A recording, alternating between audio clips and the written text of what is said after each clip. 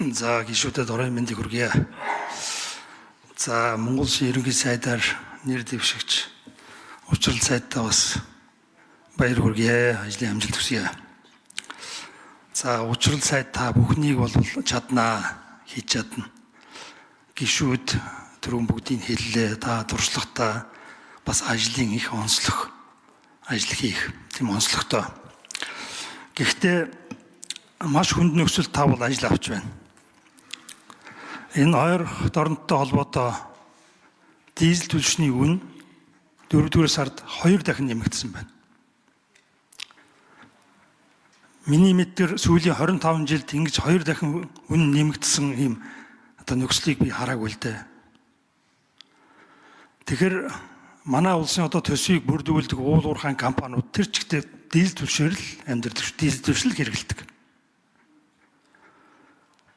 Тэнд бол ажилдаг оператор компаниуд, сахилгаан гаргадаг генераторууд, тээвэр хийж байгаа тээврийн компаниуд бүгд дизель шүү.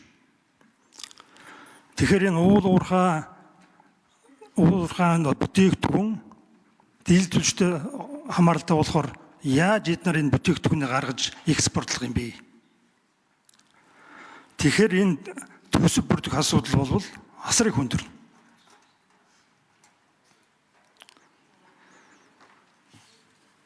Тэгэхээр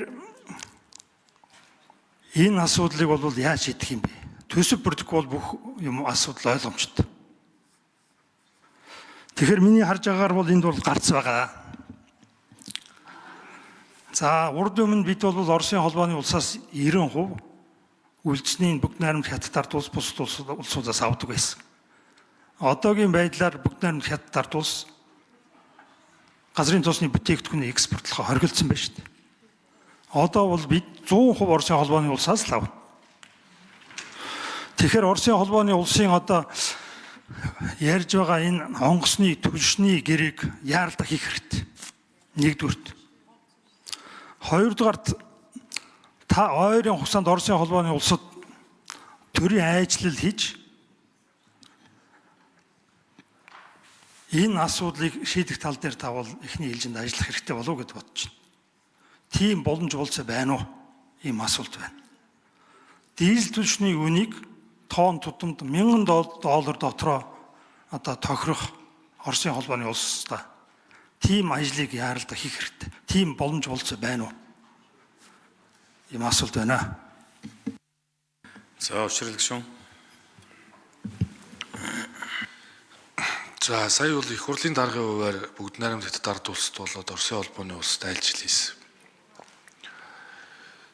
За Оросын холбооны улсад айлчил хийх үеэрээ бол энэ саналуудаа ярьж байнгын холбоотой энэ салбарын сайд болоо засгийн газрын зүгээс бол холбоотой ажиллаж байгаа. За бүгд найрамд хятад ард улсад бол нефтийн бүтээгдэхүүн доктортой нийлүүлэх засгийн газрын хоорондын хэлэлцээр хийхээр санал бол бас илэрхийлсэн. Гэхдээ одоо бол мэдээж ерөнхий сайдын хуваар бол очиж бас энэ албан ёсны саналуудаа тавьж гэрээ хэлцэл хийх саналуудаа тавьж бол дахиж ярилцах бол шаардлага бол үүснэ.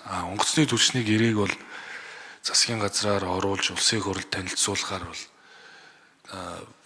одоо бэлдсэн байгаа гэж надад бол мэдээлэл өгсөн. Тэгэхээр би ажлаа аваад аюулгүй байдал гадаад бодлогын байнгын ороогоор бол энэ асуудлыг оруулна. Тэгээ хятад талд бол би энэ саналуудаа хэлэхэд бол бас Петрожайныг асуудлыг шийдэж л гэж байна. Тийм учраас бол тэр бол бас хууль эрх зүйн асуудал. Тэгээ ер нь бол хурдтай хугацаанд энэ гацаад байгаа асуудлуудыг зориг гаргаж шийдэхээс өөр арга зам бол байхгүй. Тэгэхээр би бол шийдлүүдээ хэлээд явна. Нийлүүлэлтийг гацах ёсгүй, зогсоох ёсгүй. Үн барина гэдэг бол тун хэцүү. Тэрийг бол бас үннийг хэлэх ёстой. Тун хэцүү. Нийлүүлэлтээ бол гацааж болохгүй учраас бүх арга замуудыг ирэлхийлнэ. Тэрнээс үнийг бол хүчээр барих ч юм уу эсвэл захиргааны хэв шинжтэй тийм арга хэмжээ хэрэглэлээ гэдэг үнэндээ гүйцэгдэж байна. Бид нар чинь нэг юм захиргааны шинжтэй арга хэмжээ хийдэг. Тэгээд үнэнд гүйцэгддэг. Тэгэхээр цаашдаа бол илүү үнээр бол илүү өрсөлдөөн бий болгож бүх салбарт ингэж одоо үнэтэй нүүр тулж явахгүй бол хүчээр ингээд захиргааны шинжтэй арга хэмжээнүүд авлаа гэд чи нэг өдөр л үнэндээ гүйцэгчлээ шүү дээ. Эсчин хүчний салбараас ахуулаад тий. Тэгэхээр нийлүүлэлтийг гацаахгүй байх дээр бол асуудлыг илүү анхаарч явна гэдгийг бас энэ танд онцгойлж хэлье. Тэгээ та бас энэ салбарын хүн учраас мэрэгжлийн зүгээс дэмжлэг тусалцаа үзүүлж одоо хамтарч ажиллахыг бас хүсэж байна. За, Жангабал гишүүн 1 минут. Тэг энэ асуудлыг улс төрийн одоо байдлаар шийдэх хэрэгтэй л дээ. Оросын холбооны улстай. Оросын холбооны улс бол одоо бүх каналаар бүтээгдэхүүнээ зарж байгаа өнөөдрийн байдлаар. Тэгэхээр улс төрийн байдлаар ярьж үнийг буулгах тийм боломж болцоо байдаг болов уу гэдгийг л асуудаг. Урд өмнө бол ийм кейсүүд байсан шүү дээ. Төрийн тэргүүний хүрээнд одоо төрийн ажил хийж ярилцаж ийм алхам хийвэл зүгээр болов уу гэж бодож байна. Оролдоод үзэх хэрэгтэй. Угаасаа бидэнд бол газрын тосны бүтээгдэхүүний одоо нөөцч одоохондоо байхгүй байна. Газрын тосны одоо үйлдвэрч гэсэн ашиглалтанд ороогүй байна. Одоо хүнд нөхцөлтэй байна шүү дээ. Одоохондоо бид нар бол энэ хямдарсан 3 сарын За, санал хэллээ. Шинэ үеийн